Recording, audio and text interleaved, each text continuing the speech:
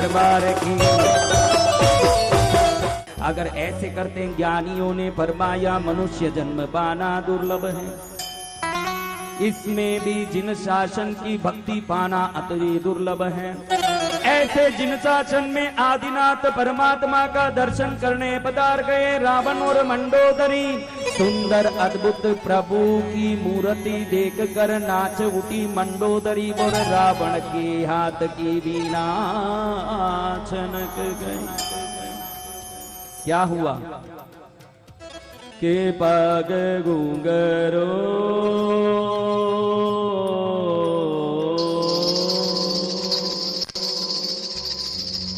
ऐसे नृत्य करते करते जिन लोगों ने भक्ति से ही शुभ कर्मों का बंधन कर लिया, तो इधर मानक चंद ने प्रतिज्ञा ली कि गुरु महाराज का जहां भी चतुर्मास होगा वो क्या करने जाएंगे, दर्शन करने। इधर गुरु महाराज बिहार करके जा रहे हैं। अगला चतुर्मास उनका आगरा में हुआ। उस जमाने की बात है, आज से 700 वर्ष पहले की बात, जब ऐसी गाड़ियां ऐसी व्यवस्था नहीं थी। तो मानक चंद ने सोचा कि मैं गुरु महाराज की दर्शन करने आगरा जाऊंगा, चौमासा लग चुका है। तो अपने घोड़े गाड़ी में बैठ के मानक चंद आगरा की ओर रवाना हुए। कहाँ उज्जैन, कहाँ आगरा, गाड़ी में जाना, लंबा सफर। धीरे धीरे रास्ते में कुछ मिला वो फल फूल खाते हुए, कुछ मिला वो जल पीते हुए धीरे धीरे आगरा पहुंचे। मन में खुशी हुए कि अब गुरु दर्शन होंगे, मुझे गुरु महाराज का प्रेम और आशीर्वाद वात्सल्य मिलेगा। उधर उपाश्रयी जैसे ही आगरा का दिखा, दौड़े दौड़े जा रहे हैं कि अब गुरु महाराज दर्शन देंगे। जैसे ही उपाश्रयी में प्रवेश कर रहे हैं, गुरु महाराज अंदर प्रवचन कर रहे हैं। तुरंत पीछे जाके मानक चंद बैठ गए। गुरु महाराज प्रवचन में शत्रुंजय गिरिराज की महिमा बता रहे हैं। कहाँ की महिमा? तन मन धन सुत वल्लभा, स्वर्गादि सुख भो, वली बलिए गिरि बंदता, शिव रमणी सैयो।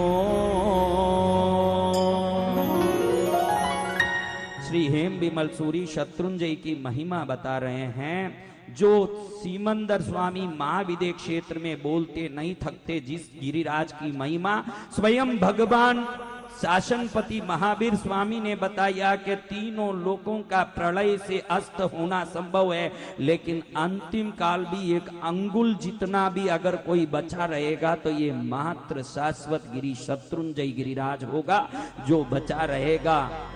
और गुरु महाराज जैसे जैसे वाणी बता रहे हैं, नारद मुनि इक्रानु लाख मुनियों के साथ जहां से मोक्ष गए, पंच पांडव 5 करोड़ मुनियों के साथ जहां से मोक्ष गए, राम भरत लक्ष्मण 3 करोड़ मुनियों के साथ जहां से मोक्ष गए, शांतिनाथ प्रभु के 1,55,777 मुनिया जहां से मोक्ष गए, जाली मयाली उद्याली आदि जहां से मोक्ष गए, कृष्ण के प्रद्युम्न शांब आदि जितने पुत्र जहां से मोक्ष गए, अनंत अनंत करोड़ मुनिया जहां से मोक्ष गए, ऐसे शत्रुंजय गिरिराज की महिमा सुनते सुनते मानक चंद को लगे कि मैं मेरे जीवन में कई जगह भटकता रह गया। कभी व्यापार के लिए गया, कहीं पारिवारिक कार्यों के लिए गया, कहीं शादी ब्याह में गया, कहीं किसी रिश्तेदारों का रिश्ता निभाने गया, कभी मित्रों को पूछने गया, लेकिन जब तक मैं शाश्वत गिरिराज को नहीं देखा,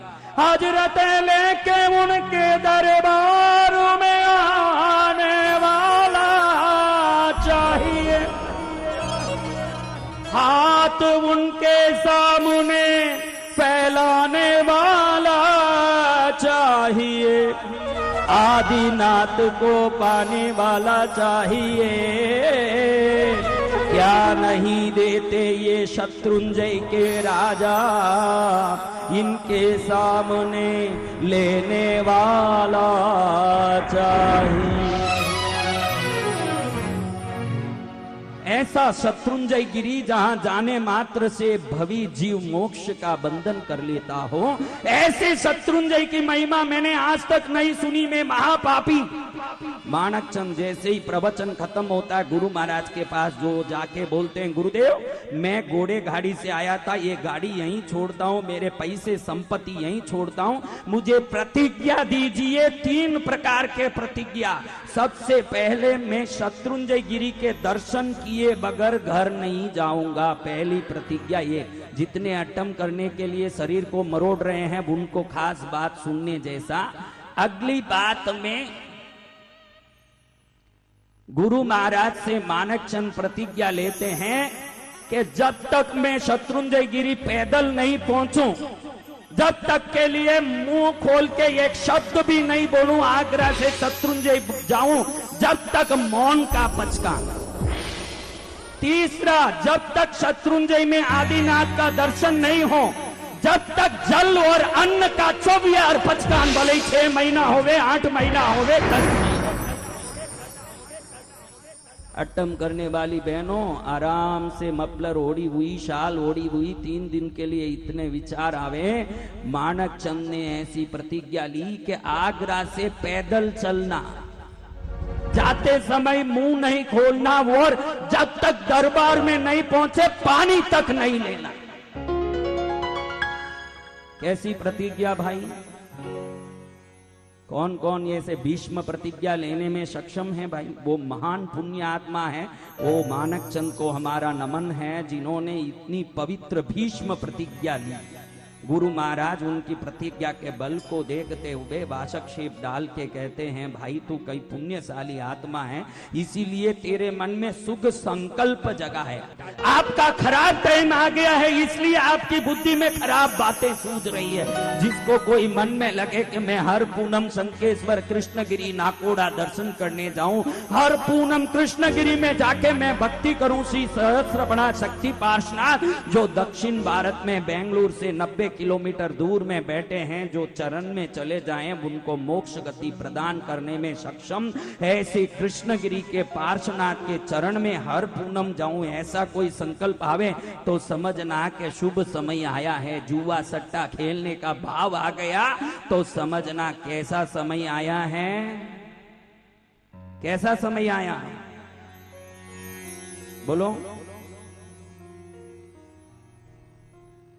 तो इधर माणकचंद गुरु की आज्ञा लेके पैदल चलना प्रारंभ कर दिए हैं। आगरा से, आगरा है यूपी में, शत्रुंजय है गुजरात के सौराष्ट्र में, इधर से उधर तक पैदल जाना है। किधर से?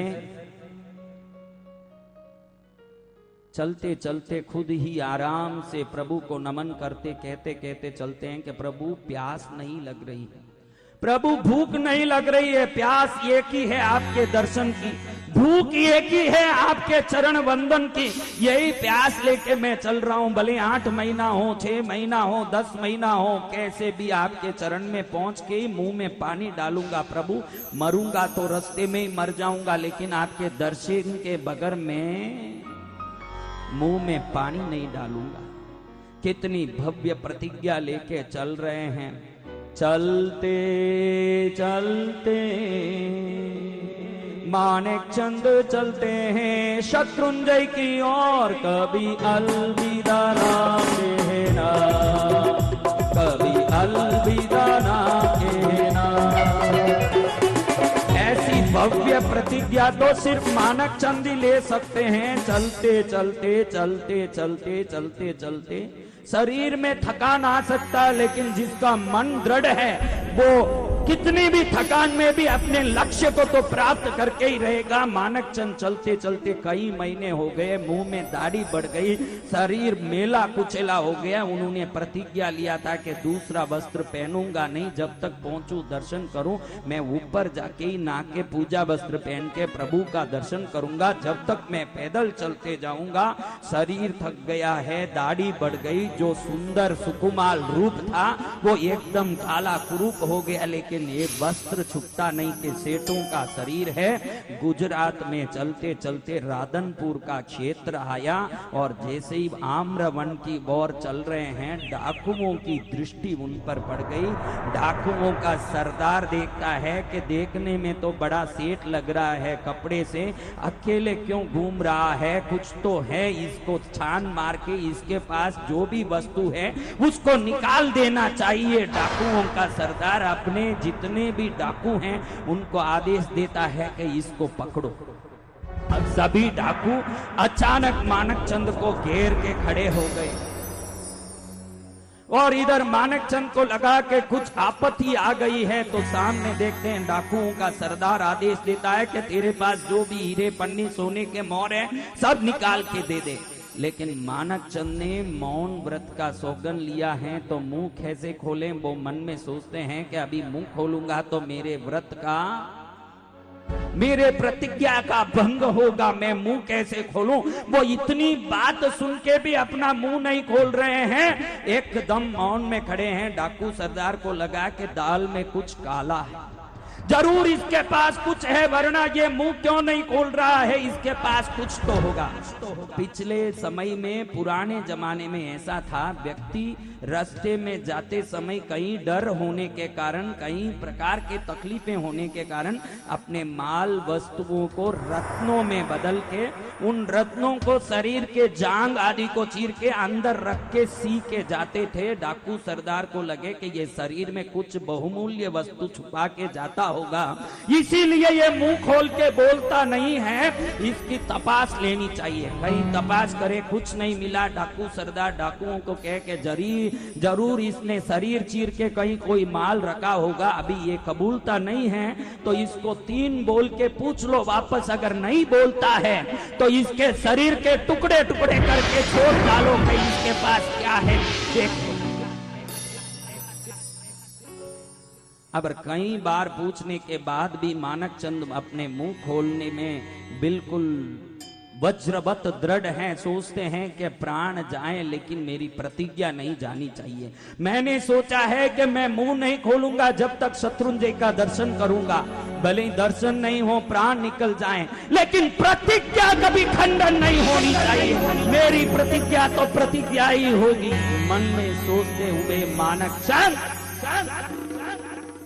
दृढ़ता के साथ खड़े होके उधर से ही वंदन करके कहते हैं, दादा आपके दर्शन करने के लिए निकला। हजारों लोग सौभाग्यशाली है जो शत्रुंजय गिरिराज की दर्शन करके, आपके दर्शन करके धन्य बनते हैं। मैं कर्म का फूटा, पहले तो कभी आपका नाम भी नहीं सुना, दर्शन नहीं किया। अब गुरु महाराज से आपकी महिमा सुनी और मुझे लगा कि आपके दर्शन से कल्याण होगा, लेकिन मेरे तकदीर में शायद आपके दर्शन नहीं लिखे हैं। लेकिन आपके चरण बंदन को करने वाला यहीं से बैठे बैठे जरूर कल्याण को पाएगा, मुझे निश्चित रूप से ये विश्वास है प्रभु।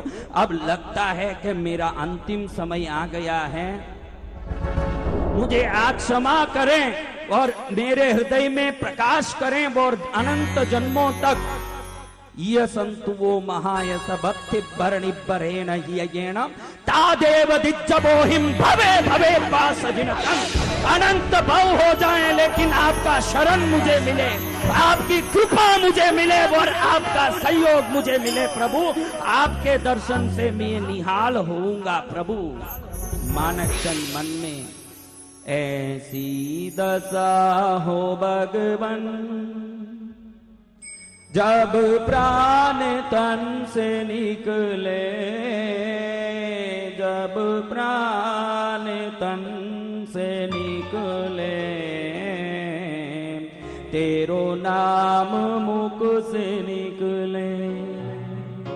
शत्रुंजय की होवे छाया, मन में न हो बे माया, तप से हो क्रूश काया। जब प्राण तन से निकले, जब प्राण तन से निकले, ऐसी दशा हो भगवन जब प्राण तन से निकले। जब प्राण तन से निकले, तेरो नाम मुख से निकले, तेरो नाम मुख से निकले।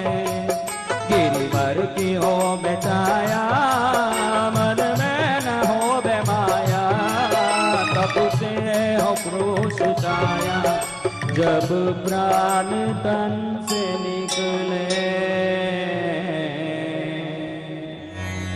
जब प्राण तन से निकले। माणकचंद मन में दृढ़ता करते हैं कि प्राण जाए लेकिन मेरा वचन नहीं जाएगा। इधर डाकुओं के सरदार ने आदेश दे दिया है कि इनके गले को काटो और शरीर को काट के टुकड़े टुकड़े कर दो। उसी समय डाकुओं ने तलवार उठाया। इधर माणकचंद अंतिम समय निकट आया देख के बंधन करके सभी जीवों को इस क्षण तक किए हुए सभी अपराधों के लिए बारंबार क्षमा याचना करते हुए 84 लाख जीव योनियों के साथ हुए दुर्व्यवहारों का क्षमा याचना करते हुए सभी जीवों से क्षमा प्रार्थना करते हुए दृढ़ता से खड़े होके श्री आदिनाथ परमात्मा का ध्यान मन में धरते हुए ओम ह्रीं श्रीं अर्हं श्री गौमुख यक्ष चक्रेश्वरी देवी परिपूजिताय सिद्धाचल मंडिताय शत्रुंजय गिरिनाथाय श्री आदि जिनेश्वराय जटाधराय सर्व विघ्न विनाशकाय शिव स्वरूपाय मोक्षदायकाय महामहिमा मंडिताय अष्टादश दोषरहिताय षट्चत्वारिंशत् गुण संयुक्ताय परमात्मने सिद्धाय बुद्धाय त्रैलोक्य परमेश्वराय देवाय सर्वसत्वहितकराय धर्मचक्राधीश्वराय सर्व विद्या परमेश्वराय त्रैलोक्य मोहनाय चक्रेश्वरी गौमुख परिपूजिताय शत्रुंजय गिरिमंडिताय शीर्षभ जिनेन्द्राय नमो नमोस्तु नमो नमोस्तु नमो नमोस्तु। आदिनाथ के दिव्य स्मरण में लीन हो गए श्री माणकचंद और इधर डाकुओं का तलवार निकला। पहला वार पड़ा गर्दन कट के दूर गिरा, दूसरा वार पड़ा पीठ कट के दूर गिरा, 3 टुकड़े हो गए। तड़पते तड़पते शरीर ऐसे लथपथा रहा जैसे कटा हुआ मुर्गी नाच रहा हो, लेकिन मन में आदिनाथ का स्मरण, मन में वितरागी परमात्मा का ध्यान, मन में अरिहंत की श्रद्धा और विश्वास, शत्रुंजय गिरी की स्थापना। उसी समय माणकचंद उनकी आत्मा शरीर से निकली। जो आत्मा आदिनाथ का ध्यान करती निकलती हुई, वहीं तड़पते हुए माणकचंद के शरीर से बाहर निकल के व्यंतरों के 64 इंद्रों में दिव्य महिमामय व्यंतरेंद्र ऋषि माणिभद्र देव के रूप में प्रकट हुई। यही माणकचंद की आत्मा जो माणिभद्र देव के रूप में प्रकट होके इसी करेड़ा तीर्थ के द्वार में विराजमान हो गई। ऐसे माणिभद्र देव जो मात्र उज्जैन के श्रावक माणकचंद के रूप में जन्म लिए, धर्म प्रिय जिन प्रिया सेठानी के कुक्षी में हेम विमल सूरी जी महाराजा के दिव्य उपदेश से शत्रुंजय की यात्रा करने के लिए निकले। और यात्रा ओ दादा आदेश्वर जी, ओ दादा आदेश्वर जी, बड़ी दूर से आयो दादा दर्शन दो,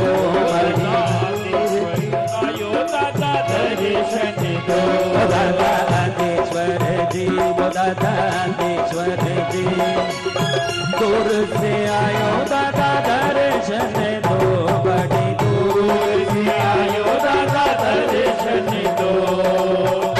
लाभे सोना चांदी कोई लाभे पाल की, कोई लाभे सोना चांदी कोई लाभे पाल की, मैं तो पग पाले आयो दर्शन दो, मैं तो पग पाले आयो दर्शन दो, दादा आदेश्वर जी, दादा आदेश्वर जी, हाथों पर हाथों पर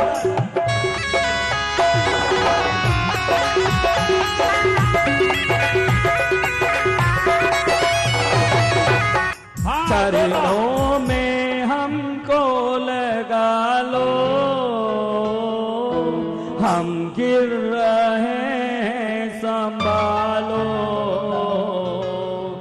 तुम हमारे हम तुम्हारे, बुरे कर्मों से हमको बचा लो, चरणों में हमको लगा लो, हम गिर रहे संभालो, चरणों से हमको लगा लो, हम गिर रहे हैं संभालो, तुम हमारे हम तुम्हारे, बुरे कर्मों से हमको बचा लो।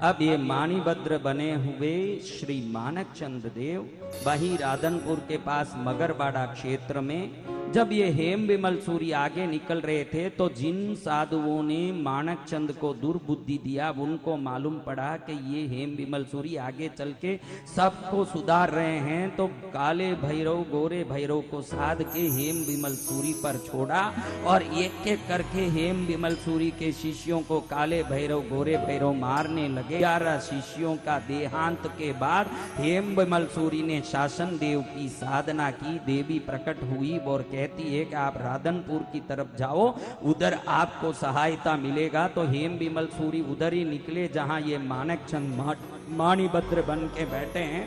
तो उधर पहुंचते ही माणिभद्र देव इनके सामने 6 हाथ के साथ श्याम वर्ण में, हाथ में खड़ग डाल शंख चक्र अंकुश और पाश लेके खड़े हुए, मुख शुक्र वाहन वाले खड़े हुए। तो ये विचार करते हैं कि ये देव कौन है। तब मानक चंद सेठ जो माणिभद्र बने हुए हाथ जोड़ के कहते हैं, गुरुदेव आप मुझे पहचाने नहीं, मैं वही मानक चंद हूं जो आपका श्रावक हूं, आपका चरम भक्त हूं। आपकी कृपा से शत्रुंजय यात्रा के लिए निकला और मैं पाताल के इंद्र बन के, व्यंतरों के इंद्र में 64 इंद्रों में माणिभद्र इंद्र बन के यहाँ खड़ा हूं। आप मुझे यहाँ पिंडी के रूप में स्थापित करे। गोरे भैरव का उपद्रव हुआ, उसी समय माणिभद्र देव काले गोरे भैरव को ललकार के युद्ध करके विजय प्राप्त करके हेम विमल सूरी को उस संकट से मुक्त करते हैं और वहीं माणिभद्र देव की मगरबाड़ा में स्थापना होती है। और ऐसे माणिभद्र आज इस धरती के कई मंदिरों में कोने कोने में बैठे हैं। इस कहानी को बताने के पीछे मेरा एकमात्र उद्देश्य था, जिन्होंने कभी उस शत्रुंजय का दर्शन तक नहीं किया, जिन्होंने उस दादा की प्रतिमा तक का दर्शन नहीं किया, लेकिन अंतर में सच्चा ध्यान और श्रद्धा लेके जिन्होंने प्राण त्यागा, वो 64 इंद्रों में एक माणिभद्र देव की तरह प्रकट हो गए। तो अगर सच्चे दिल से आप प्रभु की पूजा भक्ति करोगे तो मोक्ष मंजिल तक निश्चित रूप से प्राप्त कर सकोगे। ये ज्ञान आप में प्रकट हो, ये भक्ति आप में प्रकट हो और आपका जीवन इसी भक्ति से धन्य बने, यही उद्देश्य से आज मैंने ये पावनमय श्री माणिभद्र की महिमा का इतिहास बताया। क्योंकि करेड़ा तीर्थ के श्री माणिभद्र देव बैठे हैं और जिसने ये समझ लिया कि कौन है ये माणिभद्र, सच्चे दिल से उनको वंदन करके अंदर जाके दादा का दर्शन करेंगे, सच्चे दादा की पूजा करेंगे, उनको निश्चित ही सभी की कृपा प्राप्त हो जाएगी और जीवन धन्य बनेगा। आज प्रथम दिन की आराधना बड़े सुंदर रूप से, बड़े उल्लास से, बड़े वैभव के साथ अपन पूरा किया। आप सबने 12 खमासना किया, 12 साथिया किया, 12 प्रदक्षिणा, 12 लोगस और 20 माला। 40 माला फेरने की परंपरा भी है, 42 माला कल और 43 माला परसों। आप सबने बहुत सुंदर रूप से खमासना प्रदक्षिणा सब दिया है, चेहरे में ही झलक रहा है आपके धर्म का प्रकाश। और ऐसे ही भक्ति करते रहें, यही मंगल कामना करते हुए आज इस परम पावन बेला को पूर्ण करने का समय आया है। हाँ, किसी ने मुझे पूछा कि आपने 20 माला 42 माला की, लेकिन मंत्र नहीं बताया। मंत्र तो आप रोज फेरते हैं। ओम ह्रीं श्री धरणेन्द्र पद्मावती परिपूजिताय श्री शंकेश्वर पार्श्वनाथाय नमो नमः। यही माला जप का मंत्र है। एक बार जोर से बोलो। दादा के दर आने वाले अपना नाम लिखाना भूल न जाना। दादा के दर आने वाले अपना नाम लिखाना भूल न जाना। दादा के दर आने वाले अपना नाम लिखाना भूल न जाना। दादा के दर आने वाले अपना नाम लिखाना भूल न जाना। आज लगेगी यहाँ हाजरी, आज लगेगी, आज लगेगी यहाँ हाजरी। दोनों हाथ उठाना भूल न जाना। दादा के दर आने वाले अपना नाम लिखाना भूल न जाना। हाथों पे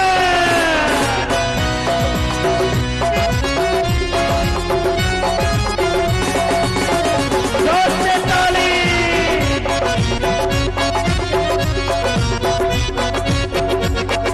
बैठे हैं दादा आसन लगा के, आने वाले वक्तों पे नजरें जमा के,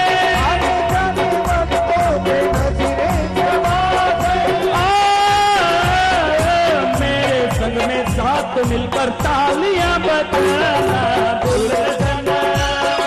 मेरे संग में साथ मिलकर तालियां बजाना भूल न जाना। दादा के दर आने वाले अपना नाम लिखाना भूल न जाना। बोलो मानी भद्रदेव की जय। बोल आदिनाथ भगवान की जय।